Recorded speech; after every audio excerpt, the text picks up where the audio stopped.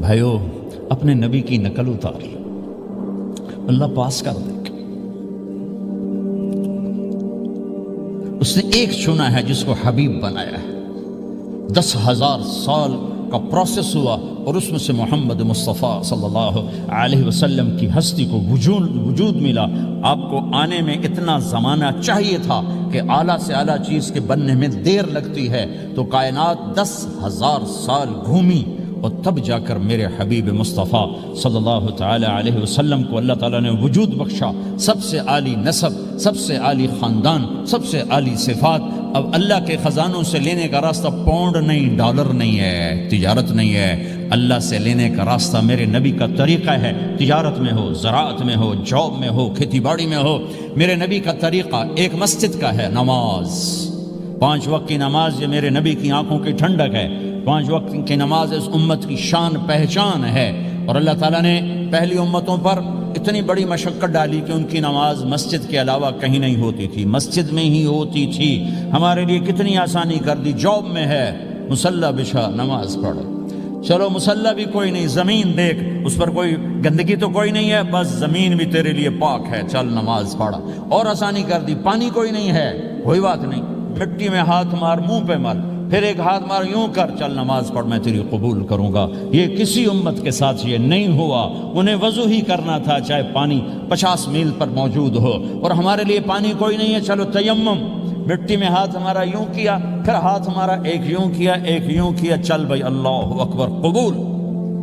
عمار بن یاسر رضی اللہ تعالیٰ عنہ سفر میں تھے، ان کو نہانے کی ضرورت ہو گئی، نائٹ فال ہو گیا، تو انہوں نے سوچا کہ ویسے تو آدمی کو وضو کی ضرورت ہوتی ہے تو خالی منہ پہ ہاتھ مارا اور کونیوں تک، لیکن مجھے تو غسل کی ضرورت ہے، تو خالی اس سے تو کافی نہیں ہوگا۔ تو انہوں نے کپڑے اتارے، اکیلے تھے، ریت کے اوپر کبھی یوں لیٹے، کبھی یوں لیٹے، کبھی یوں لیٹے، 3-4 دفعہ یوں اور یوں رول ہوتے ہوتے پھر انہوں نے نماز پڑھی۔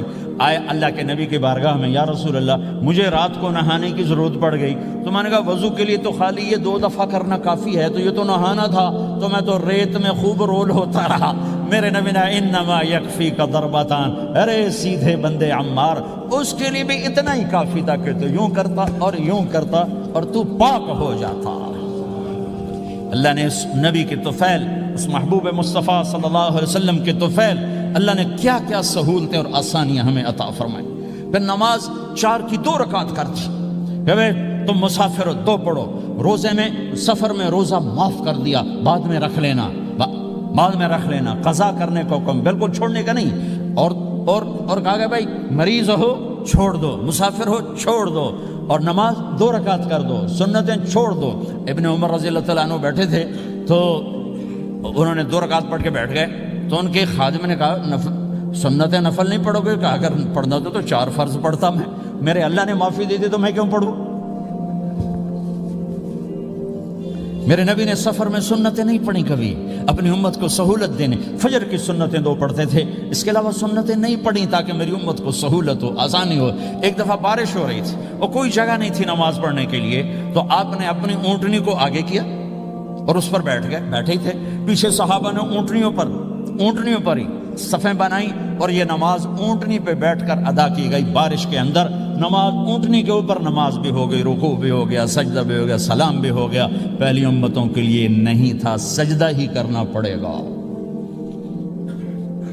یہ اللہ کے محبوب مصطفیٰ صلی اللہ تعالی علیہ وسلم کی طفیل، میرے اللہ نے ہم پہ فضل و احسان کیا، تو میرے نبی کی زندگی میں عبادات میں نماز سب سے اعلیٰ نظر آتی ہے، سب سے نمایاں نظر آتی ہے۔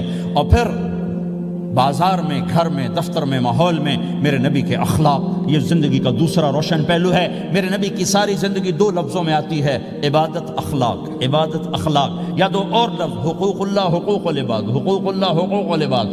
حقوق اللہ میں نماز سب سے اعلیٰ، اور حقوق العباد میں لوگوں کی برداشت کرنا، لوگوں سے درگزر کرنا، معاف کرنا، جھوٹ سے بچنا، دھوکے سے بچنا۔ میرے نبی سے پوچھا گیا یا رسول اللہ مسلمان کنجوس ہو سکتا ہے؟ ہم نے کہا ہو سکتا ہے۔ یا رسول اللہ مسلمان کمزور ہو سکتا ہے، بزدل ہو سکتا ہے، ڈرپوک ہو سکتا ہے؟ آپ نے کہا ہو سکتا ہے۔ یا رسول اللہ مسلمان جھوٹ بول سکتا ہے؟ آپ نے کہا نہیں، جھوٹ نہیں بول سکتا، جھوٹ نہیں بول سکتا۔ ہاں، الا لعنت اللہ علی الکاذبین، جھوٹوں پہ اللہ کی لعنت۔ اس لعنت کے ساتھ 400 پاؤنڈ بچا لیے، 4000 بچا لیے، 4 ملین بچا لیے، 4 بلین بچا لیے، 4 ٹریلین بچا لیے، ساری دنیا کو بچا لیا، اور اوپر اللہ کی لعنت پڑی تو اللہ کی قسم گھاٹے کا سودا ہے۔ اور سچے ہو گئے، سچ بولا، یہ میں 100 پاؤنڈ کماتا ہوں، لے لو جو لینا ہے اس میں سے، یہ میں 1000 پاؤنڈ کماتا ہوں، لے لو جو لینا ہے، یہ میں 50,000 پاؤنڈ کماتا ہوں، لے لو جو لینا ہے، کہ مسلمان کی زبان سے جھوٹ نہیں نکلتا، سچ ہی بولتا ہے۔ آپ تشریف لے جا رہے ہیں، ایک آواز ہے یا رسول اللہ، آپ نے یوں دیکھا، کوئی نظر نہیں آیا، پھر آواز ہے یا رسول اللہ، تو آپ نے دیکھا کہ ہرنی ڈیر چھوٹی وہ کھڑی ہوئی رسی میں بندھی، تو آپ نے کہا کیا ہوا؟ کہا جی آپ کا صحابی مجھے پکڑ کے لایا ہے، میرے چھوٹے چھوٹے بچے بھوک سے رو رہے ہوں گے، آپ مجھے چھوڑ دیں، میں بچوں کو دودھ پلا کے واپس آ جاتا، مجھے پتا ہے میرے اللہ کی تقدیر میرے بارے میں کیا ہے۔ تو آپ نے کہا اگر تو واپس نہ آئی تو پھر؟ تو اس نے کہا مجھے اللہ جہنم میں ڈال دے۔ آپ نے اس کی رسی کھول دی، خود وہیں بیٹھ گئے، اس نے دوڑ لگائی اور پہاڑوں میں گم ہو کے، تھوڑی دیر کے بعد وہ دوڑتی ہوئی آئی اور آ کے سر یا رسول اللہ میں حاضر ہو گیا، تو آپ نے اس کو باندھ کے وہیں آپ بیٹھ گئے نہیں۔ دیر کے بعد وہ صحابی آئے جنہوں نے اس کو شکار کیا تھا، پکڑا تھا، تو کہنے لگے، ان کا یا رسول اللہ آپ یہاں کیسے؟ کہ میں ایک درخواست لے کر آیا ہوں۔ کہ کیا؟ کہ یہ ہرنی مجھے ہدیہ کر دو۔ کہ یا رسول اللہ سب کچھ آپ کا ہے، کہ بس یہ ہدیہ کر دو۔ یا رسول اللہ حاضر۔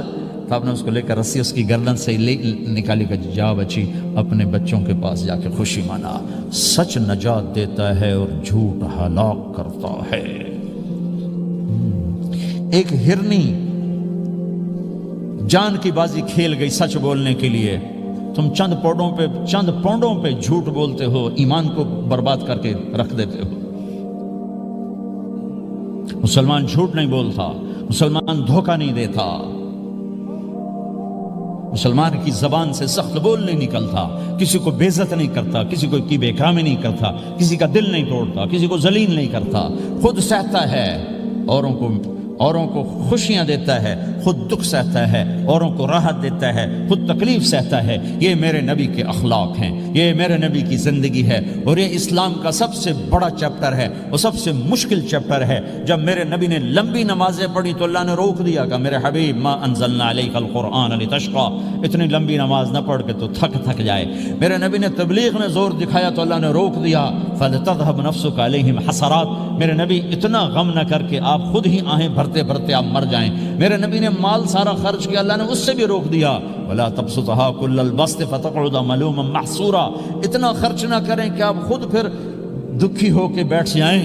خرچ کرنا بہت بڑا عمل، تبلیغ سب سے سارے عملوں کا سردار عمل، تبلیغ سے بڑا کوئی کام ہوتا تو اللہ نبیوں کو دیتا، اگر تبلیغ سے بڑھ کر کوئی کام ہوتا تو اللہ نبیوں کو دیتا، گشت سے بڑھ کر کوئی محنت ہوتی تو اللہ نبیوں کو دیتا۔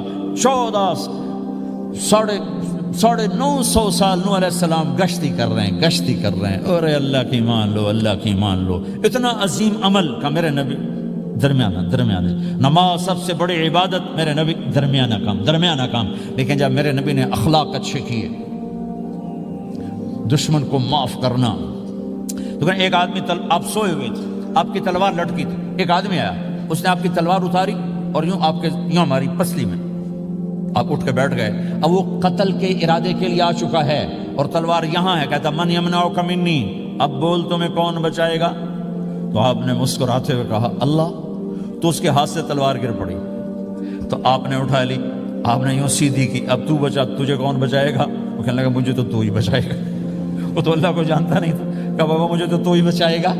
تو آپ کہتے ہیں اس کا سر اڑا دو، یہ نبی کو قتل کرنے آیا ہے۔ میرے نبی نے فرمایا کلمہ پڑھتے ہو؟ کہا نہیں پڑھتا۔ کہا جاؤ معاف کیا۔ یہ میرے نبی کے اخلاق ہیں۔ 20 سال جنہوں نے قتل کے منصوبے بنائے، مکہ والے، جب آپ مکہ میں فاتحانہ داخل ہوئے، ابو سفیان سب سے زیادہ آپ کو دکھ پہنچانے والوں میں پیش، تو آپ نے ابو سفیان کو عزت دی، جو ابو سفیان کے گھر میں داخل ہوگا اس کو کچھ نہیں کہا جائے گا۔ آپ تو ابو سفیان کو بلا کے سولی پہ لٹکاتے، اور آپ کہہ رہے ہیں جو ابو سفیان کے گھر میں جائے گا اسے کچھ نہیں کہا جائے گا، جو بیت اللہ میں ہوگا اسے کچھ نہیں کہا جائے گا۔ سارا مکہ سامنے، آپ یوں بیت اللہ کا دروازے پر یوں دونوں ہاتھ ایسے ٹکا کے کھڑے تھے، پھر آپ نے کہا میں کیا کروں گا اب تمہارے ساتھ؟ تو سہیل بن عمر نے کہا آپ کریم ہیں، کریم کے بیٹے ہیں، تو آپ نے کہا جاؤ میں نے معاف کیا۔ یہ اخلاق آج مٹ چکے ہیں، مردوں سے، عورتوں سے، علم والوں سے، خانقاہ والوں سے، تبلیغ والوں سے، سب زیرو ہوئے پڑے ہیں۔ جب تک یہ اخلاق زندہ نہیں ہوتے، اسلامی زندگی قائم نہیں ہو سکتی، اسلامی معاشرت قائم نہیں ہو سکتی، اور دین دو چیزوں سے آگے پھیلتا ہے، ایک دعوت اور ایک اخلاق۔ دعوت اور اخلاق، دعوت اور اخلاق۔ دعوت نہیں ہوگی تو اخلاق وہیں پڑے رہ جائیں گے، اخلاق نہیں ہوں گے تو دعوت کوئی قبول نہیں کرے گا۔ میرے نبی نے کتنے معجزے دکھائے مکے میں، نہیں کلمہ پڑھا۔ بدر میں ان کے 70 مارے گئے، فرشتوں کو دیکھا، جبریل کے گھوڑے کی آواز سنی، کلمہ نہیں پڑھا۔ خندق میں شکست ہوئی، کلمہ نہیں پڑھا۔ پانی نکلتے دیکھا انگلیوں سے، کلمہ نہیں پڑھا۔ ایک بکرے کا ایک بازو پکایا، ایک بازو بکرے کا، ایک اگلا جو بازو ہوتا، اور 40 آدمیوں نے کھانا کھایا اور ایک بوٹی کم نہیں ہوئی، ایک بوٹی کم نہیں ہوئی، کلمہ نہیں پڑھا۔ لیکن جب میرے نبی نے کہا جاؤ معاف کیا تو سارے ہی کلمہ پڑھ گئے کہ واقعہ یہ اخلاق نبی کے ہو سکتے۔ حنین کی جنگ میں جب بھاگے لوگ، شکست ہوئی، تو ایک صحابی کا بھاگتے ہوئے پاؤں ہمارے نبی کا پاؤں پر آیا، اور جوتا سخت تھا، تو آپ نے کہا اوجعتنی، اور آپ کے ہاتھ میں چھڑی تھی، آپ نے اس کو یوں ماری، کہا اوجعتنی، ارے تو نے مجھے کتنا زیادہ درد پہنچایا، دکھ پہنچایا۔ وہ بیچارے پگھل کے رہ گئے اور پریشان ہو گئے، اور فرماتے ہیں سارا دن میں پریشان، ساری رات پریشان کہ اللہ کے نبی کو میں نے تکلیف پہنچائی، اب میرا کیا بنے گا۔ اگلا دن ہوا تو اعلان ہو رہا تھا بھائی جس کا پاؤں نبی کے پاؤں پہ آیا تھا اس کو اللہ کے نبی بلا رہے ہیں۔ تو صحابی کہنے لگے میں نے سمجھا بس اب میری تو دنیا بھی گئی اور آخرت بھی گئی، اب میرے اوپر کیس بنے گا اور مجھے ڈانٹ ڈپٹ بھی ہوگی، میرا کتنا بڑا گھاٹا نقصان ہوگا۔ یہ حاضر ہوئے ڈرتے ڈرتے، تو آپ نے فرمایا میرے بھائی کل میں نے تمہیں چھڑی ماری تھی، وہ مجھے معاف کر دینا، اور یہ 80 اونٹ تمہیں ہدیہ دیتا ہوں، 80 کیملز یعنی 80 پراڈو، 80 رینج روور کا یہ میری طرف سے تمہیں ہدیہ ہے۔ وہ حیران پریشان، یہ میرے نبی کے اخلاق ہیں، یہ میرے نبی کے اخلاق ہیں۔ کانٹے بچھانے والی نے 4 دن آنا چھوڑ دیا، بیمار ہو گئی تھی، تو آپ نے کیا بات ہے، وہ ہمارے راستے میں اب کانٹے کوئی نہیں ہیں، کہا جی وہ بیمار پڑی ہے جو کانٹے بچھاتی تھی، تو آپ اس کے گھر چلے گئے، ماں جی خیریت تو ہے، آپ ٹھیک تو ہیں، کہا بیٹا مجھے کلمہ پڑھا دے، بس تیرے اخلاق نے مجھے فتح کر لیا ہے۔ میرے بھائیوں یہ چیپٹر بھول چکے ہیں، بھول چکے ہیں، بھول چکے ہیں۔ جب تک یہ چیپٹر زندہ نہیں ہوگا، زندگی اسلامی نہیں بنے گی، معاشرہ اسلامی نہیں بنے گا، اور آگے قوموں کے لیے اسلام کا دروازہ نہیں کھلے گا۔ ہمیں معاف کرنا آتا ہو، ہمیں گالی دینے والے کو دعا دینا آتا ہو، غیبت کرنے والے کی تعریف آتی ہو، اور غیبت کرنے سے، غیبت سننے سے اپنے آپ کو ایسے بچاؤ جیسے زہر سے بچاتے ہو، جیسے آگ سے بچاتے ہو۔ ایک دوسرے کو نفرت کا بول نہ بولو، ورنہ ساری زندگی تباہ و برباد ہو جائے گی۔ میرے رب کی قسم، میرے نبی نے کہا ایک زبان کا بول انسان بولتا ہے اور جہنم کی گہرائیوں میں گر جاتا ہے، اور ایک زبان کا بول انسان بولتا ہے اور جنت کے درجات پر چڑھ جاتا ہے۔ یہ زبان بہت طاقتور چیز ہے، میں ہر بیان میں اس کو دہرا رہا ہوں کہ جتنا یہ عمل ختم ہو چکا ہے اتنا کوئی عمل بھی نہیں ختم ہوا ہے۔ اور ایک صحابی ہیں ابو دجانہ۔ کون ابو دجانہ؟ السابقون الاولون من المہاجرین والانصار، اس میں پہلی صف کے صحابہ۔ کون ابو دجانہ؟ جب آپ حج پر گئے تو اپنی جگہ مدینے کا امیر ابو دجانہ کو بنایا۔ ابو دجانہ حج میں شریک نہیں ہوئے کہ آپ نے اپنی جگہ ان کو اپنا نائب بنا کے وہاں کھڑا فرمایا، ابو دجانہ میری جگہ پر مدینے کا امیر ہے، یہ وہ ابو دجانہ ہیں۔ کون ابو دجانہ؟ جو جنگ بدر سے لے کر آخری حج تک ہر سفر میں شریک ہیں، ہر سفر میں شریک ہیں۔ ان کی ایک بات میں بتانا چاہتا ہوں، پہلے تھوڑی سی ان کی ہسٹری بتانا چاہتا ہوں۔ کون ابو دجانہ؟ احد کی جنگ میں آپ نے تلوار اٹھائی، کہا اس تلوار کو کون لے گا؟ کئی صحابہ کھڑے ہو گئے۔ آپ نے کہا اس تلوار کا حق کون ادا کرے گا؟ سارے بیٹھ گئے، 3 آدمی کھڑے رہے، ایک زبیر بن عوام، ایک عمر بن خطاب، ایک ابو دجانہ۔ ان کا نام ہے سماق بن خرشنہ، سماق بن خرشنہ ان کا نام ابو دجانہ سے مشہور ہے۔ تو آپ نے تلوار نہ عمر کو دی، نہ زبیر کو دی، ابو دجانہ کو دی تھی۔ تو عمر رضی اللہ عنہ نے تو محسوس نہیں کیا، حضرت زبیر نے محسوس کیا کہ اس کو کیوں دی، مجھے کیوں نہیں دی، میں مہاجرین میں سے ہوں، میں پھوپھی کا بیٹا ہوں، میں اس سے دلیری میں کم نہیں ہوں۔ بلکہ حضرت زبیر کی دلیری کی تو دھک تھی، جدھر سلوار چلتی تھی کاٹتی چلی جاتی تھی، کہنے لگا میں دیکھوں گا یہ کیا کرتا ہے۔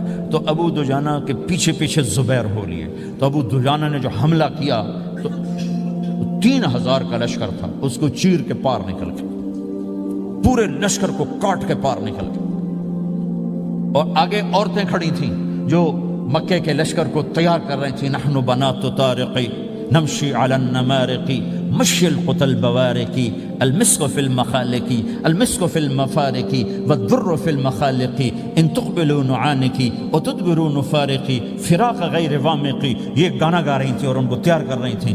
تو جب ابو دجانہ کی تلوار نظر آئی تو سب بھاگی، ہندا پکڑی گئی، تو آپ نے یوں اپنی تلوار ہندا کے سر پر رکھی، انہوں نے چیخ ماری، تلوار ہٹا لی۔ تو زبیر پیچھے پیچھے کہ یہ کیا کیا ہے؟ جنگ میں اگر کوئی عورت حصہ لے اسے مارنا جائز ہے، ویسے جائز نہیں ہے، عورت کو، بچے کو، بوڑھے کو ہاتھ لگانا جائز نہیں ہے۔ تو انہوں نے کہا تلوار کیوں نہیں چلائی؟ کہا میرے محبوب کی تلوار ہے، عورت کے خون سے رنگین کر کے اس کی شان نہیں گھٹانا چاہتا، یہ میرے نبی کی تلوار۔ پھر واپس ہوئے، پھر اٹیک کیا اور پھر مجمع کو چیر دیا۔ سامنے ایک آدمی آ رہا تھا ہاتھی کی طرح، اتنا لمبا موٹا تازہ۔ تو زبیر کہنے لگے میرے جی میں آیا کبھی اس کی ٹکر ہونا، پھر میں دیکھوں ابو دجانہ کیا چیز ہے۔ تو اللہ کا کرنا ایسا ہوا، ابو دجانہ دونوں آمنے سامنے ہو گئے۔ تو وہ ایسے شاہ سوار تھے کہ دونوں طرف کے لشکر ذرا تھم گئے اور وہ دونوں بھڑ گئے۔ ابو دجانہ کے اپنے جوہر، اس پہلوان کے اپنے جوہر، غبار اٹھا، مٹی اٹھی، اور اس کی اپنی طاقت، ان کی اپنی طاقت، انہوں نے ابو دجانہ کو اس نے زخمی کر دیا۔ ابو دجانہ نے جو جوش میں آ کے ماری تلوار، اس کو لگی یہاں، تو اتنی طاقت سے لگی کہ اس کے نیچے اتر کر 2 ٹکڑوں میں تقسیم کر دی۔ یوں ماری تو ایک حصہ ادھر، ایک حصہ، پھر یوں دیکھا اور اپنے چہرے سے لوہے کی ٹوپی اتاری، اما ترا انا ابو دجانہ، کیا دیکھ رہے ہو؟ میں ہوں ابو دجانہ، تلوار صحیح لی ہے میں نے، غلط نہیں لی۔ یہ ابو دجانہ ہیں۔ اور جب شکست ہو گئی احد کی جنگ میں، اور پھر 10-12 آدمیوں نے آپ کو گھیرے میں لیا ہوا تھا، ان میں ایک ابو بکر تھے، عمر تھے، علی تھے، طلحہ تھے، زبیر تھے، سعد بن ابی وقاص تھے، اور سہل بن حنیف تھے، عبادہ قتادہ بن نعمان تھے، اور ابو دجانہ تھے رضی اللہ تعالی عنہم۔ ان میں سے ایک ابو دجانہ بھی تھے، اور یمامہ کی جنگ میں ابو دجانہ شہید ہوئے، یمامہ کی جنگ میں شہید ہوئے۔ یہ ابو دجانہ کی تھوڑی سی سیرت آپ کے سامنے آئی ہے۔ اس کے بعد اب آپ ان کے قول کو سنو تاکہ اس کا وزن آپ کے سامنے آئے۔ یہ بدر کے شریک ہیں، اللہ کے نبی نے کہا بدر کا صحابی جو مرضی کرے بخشا گیا۔ یہ صلح حدیبیہ کے شریک ہیں، اللہ نے قرآن میں کہا لقد رضی اللہ، میں ان سے راضی ہو گیا۔ یہ صحابی ہیں، اللہ نے کہا کلا وعد اللہ الحسنی، اے میرا نبی تیرے ہر صحابی کے لیے جنت کا وعدہ ہے۔ اور اب یہ کیا کہتے ہیں؟ یہ کیا کہتے ہیں لوگو؟ ان ارجع عملی عند، لوگو میرے پاس، ابو دجانہ میرے پاس بخشش کا سب سے بڑا عمل جانتے ہو کیا ہے؟ بدر نہیں، احد نہیں، حدیبیہ نہیں، خندق نہیں، خیبر نہیں، فتح مکہ نہیں، آخری حج نہیں، کیا ہے؟ کیا ہے لوگو؟ ان ارجع عملی عندی، میرے پاس آخرت میں بخشش کا سب سے بڑا عمل بس ایک ہے کہ ما آذیت احدا بلسانی، میں نے اپنی زبان سے کبھی کسی کو دکھ نہیں پہنچایا۔ ولا اجد فی قلبی غلا لاحد، اور میرے دل میں کسی کے لیے بغض کوئی نہیں ہے، بس یہ میری بخشش کا عمل ہے۔ تو بھائیو، نبی کے اخلاق میں 2 چیزیں لے لو، ایک زبان سے کسی کو دکھ نہ دو، ایک دل میں کسی کا بغض نہ رکھو۔ اللہ کی قسم بغیر حساب کتاب کے جنت میں جاؤ گے۔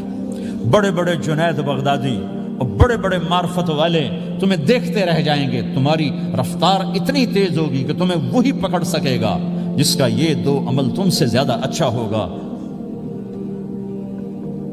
جس روڈ پہ رش ہوتا آپ وہاں سے گاڑی ہٹا لیتے ہو، ادھر نہیں، ادھر رش ہے، وہ سائن وغیرہ آپ کو آ جاتے ہیں کہ ادھر بلاک ہے، ادھر نہیں جانا، ادھر جانا ہے۔ تو جہاں روڈ پہ رش ہوتا ہے تو قیمتی سے قیمتی گاڑی کی رفتار بھی آہستہ ہو جاتی ہے، اور جہاں روڈ خالی ہوتا ہے تو پرانی گاڑی بھی بھاگے جا رہی ہوتی ہے۔ ہمارے یہاں پرانی گاڑی ہوتی ہے نا، پرانی بسوں کے پیچھے لکھا ہوتا ہے نہ انجن کی خوبی نہ ڈرائیور کا کمال، خدا کے سہارے چلی جا رہی ہے۔ اور جس کے پاس ایسی گاڑی ہو، نہ انجن کی خوبی نہ ڈرائیور کا کمال، تو اگر اس کو روڈ خالی مل جائے تو وہ تو مرسڈیز والے سے پہلے پہنچے گا، رینج روور والے سے پہلے پہنچے گا، بینٹلی والے سے پہلے پہنچے گا، رولز رائس والے سے پہلے پہنچے گا، جو وہ تو پھنسی کھڑی، اس کا روڈ ہی خالی ہے۔ تو میرے بھائیوں، یہ میں ایک مثال دیتا ہوں، عبادات کی روڈ پہ بہت رش ہے، نمازی بے شمار ہیں، روزے دار بے شمار ہیں، عمرے والے بے شمار ہیں، حج والے بے شمار ہیں، اور تہجد گزار بے شمار ہیں، علماء بے شمار ہیں، حافظ بے شمار ہیں، ذکر والے بے شمار ہیں، بہت رش ہے، تبلیغ والے بے شمار ہیں، لیکن جو اخلاق والا روڈ ہے نا، یہ خالی پڑا ہے۔ اس پہ موٹر زوکی پہ چڑھ کے آ جاؤ تو سب سے آگے نکل جاؤ، سائیکل پہ چڑھ کے آ جاؤ تو سب سے آگے نکل جاؤ، کہ روڈ ہی خالی ہے، اخلاق کا روڈ خالی ہے۔